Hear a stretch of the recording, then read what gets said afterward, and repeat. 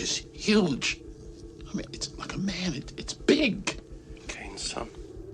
You still don't understand what you're dealing with, do you? Perfect organism. Just tell me one thing, Burke. You're going out there to destroy them, right? Not to study, not to bring back, but to wipe them out. That's the plan. You have my word on it. All right, I'm in. Let's rock! Don't look back, dude! Run as fast as you can! Look on my works, ye mighty, and despair.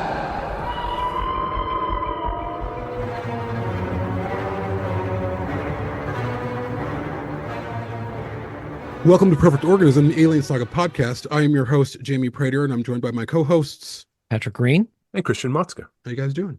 Good. Great. My hair is doing something crazy today. It is. It's fabulous, Christian. Oh, Christian. Patrick, it's fabulous. I'll take it. Always Patrick's hair, Christian's hair is fabulous too. No, there's been a lot of news lately to digest, and we wanted to touch base because fandom is abuzz with some Hawley updates. And I'm abuzz with some Hawley updates as well as Christian is, because we're both watching different seasons of Fargo right now.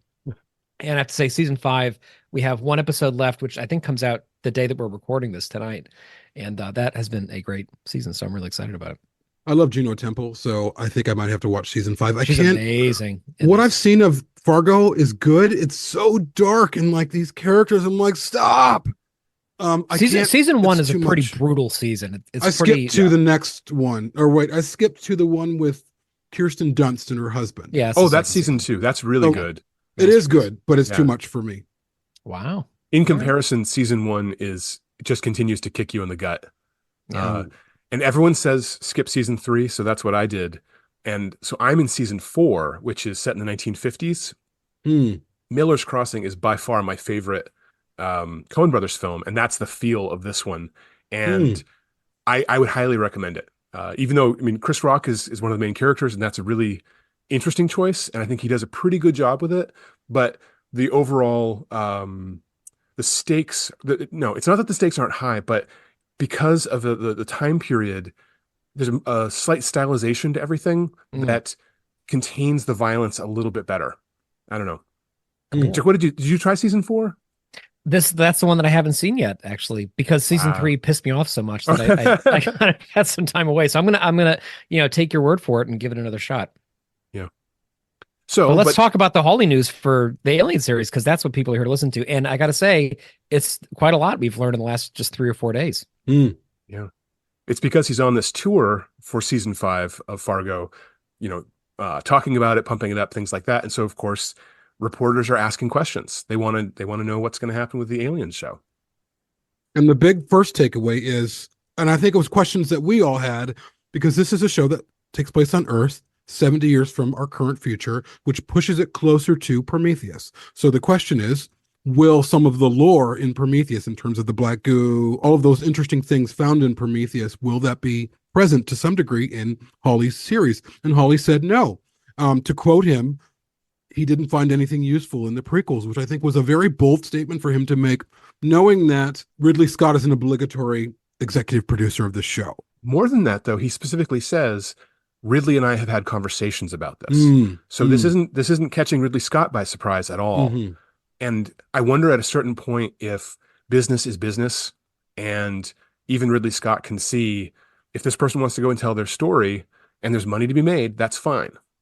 So the real question is this going to be negating those films or skirting those films? I guess the elephant in the room is Alien, the original Alien film. We had the big chap, and it wasn't born from goo. It wasn't born from any of those things that were presented in Prometheus or Alien Covenant. And we had established lore.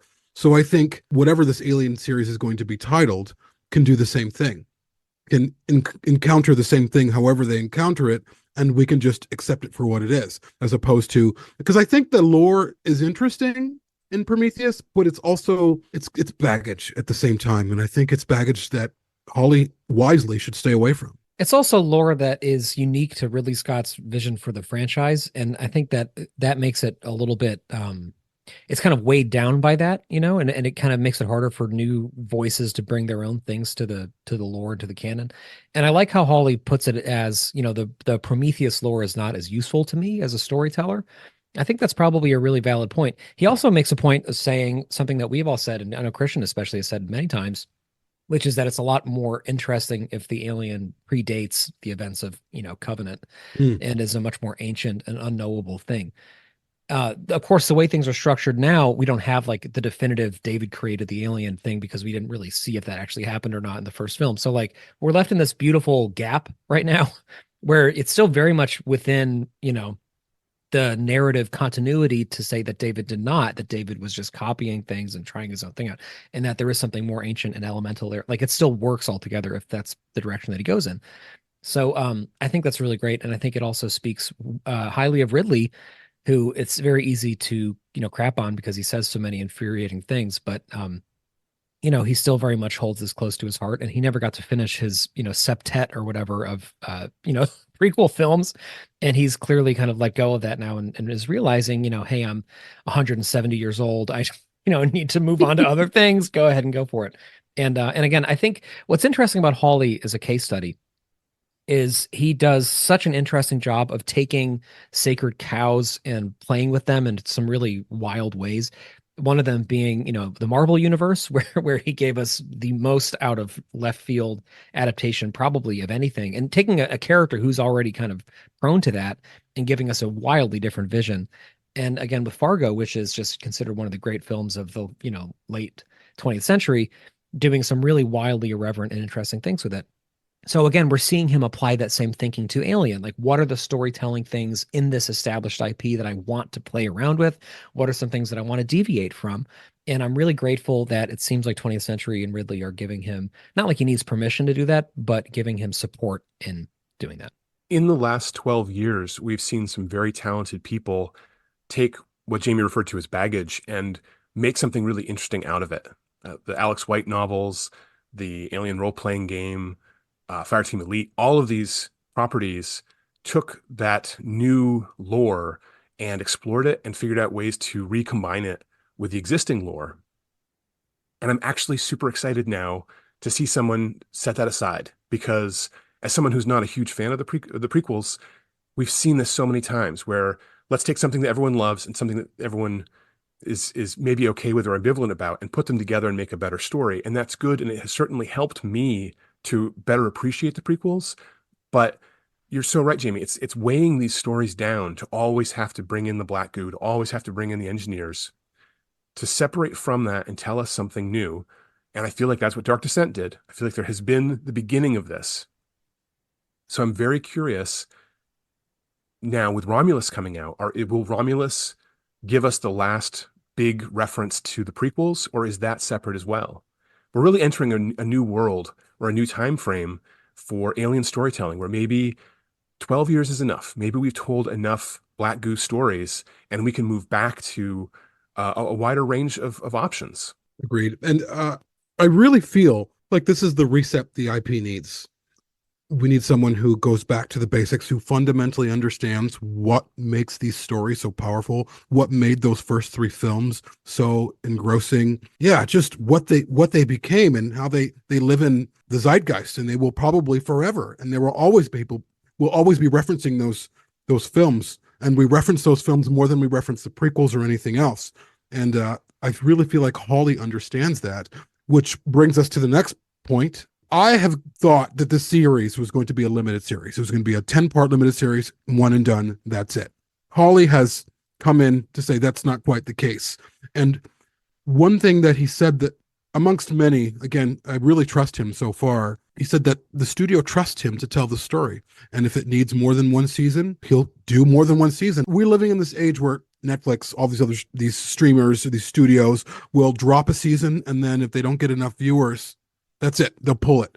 Whereas Disney seems like, no, we're going to give you as much as you need to tell the story. And that is so important. The worst thing is I know, Patrick, you're a fan of the OA, and that was an amazing series. And we had 2 seasons and left it on a cliffhanger. And Netflix was like, nope, sorry, we're done. We're on to something else. And it's disloyal to its fan base. And to hear Hawley say, Disney is trusting me and they're giving me the resources that I need, the funds that I need to tell the story that needs telling.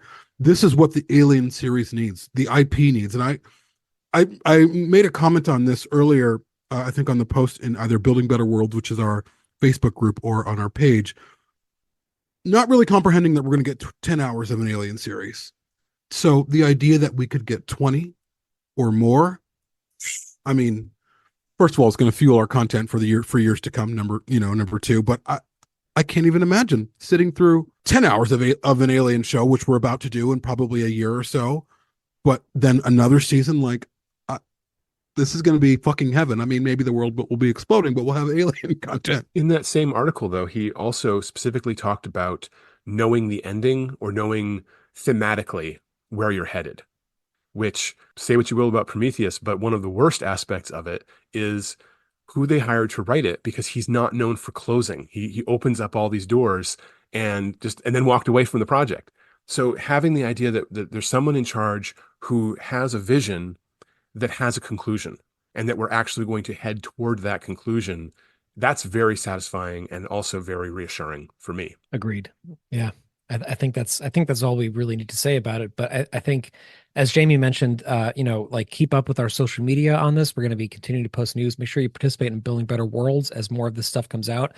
We're still all anxiously awaiting any news about Romulus, which is at this point, not that far away yet. I know there's a lot of speculation about the Super Bowl and about trailers that will be coming out. People are saying Deadpool will have a trailer aired during the Super Bowl. I'm sure other films will as well. Maybe we'll get something from Romulus then. It seems like maybe not, because it might be a more limited audience, but who knows? When's the Super Bowl? It's in a few weeks. It's coming up. So I think, we could be in for some footage pretty soon. But if nothing else, that seems to be like in great shape. The Hawley series is clearly in great shape because there's so much momentum around it right now.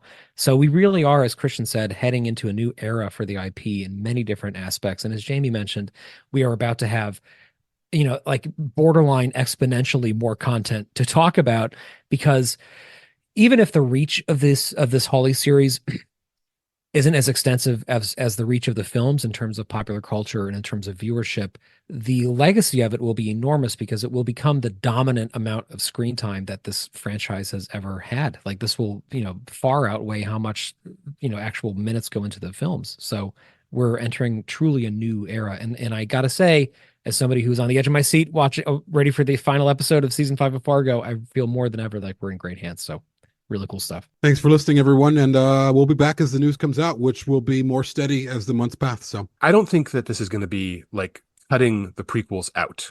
I think he has enough grace to sidestep them. I don't know. It's not going to be a retcon. That was Alien Theory's concern, was that this was going to retcon the prequels out, just as the prequels retconned AVP out of what had been continuity. Right. But oh well. I think we talked about that to some degree too, which is that it allows Ridley's vision to kind of live in its own little bucket, but it gives us a new way forward that, but like I was saying, it kind of lives in concert with it, because again, Ridley's vision is unfinished, so we don't have answers yet for things. Yeah. So now, I mean, ideally, this now becomes another way of keeping that door open so that we just don't have that closure, and it really can be its own little fantasy stream of like what could have happened, but here's what, yeah, I think it's good. Okay. I definitely think, and I'll add this little last bit to our speculative talk. I definitely think that Romulus is going to close some doors on the prequels. They're going to, I definitely believe it. I just think that Ridley is far more involved in that. And I think that there's been, Fede Alvarez pitched his original story to Ridley Scott. And I believe in my bones that Romulus is going to nicely end the prequels. And we're going to hear probably just some bits here and there. That's my belief. Who knows? Wow.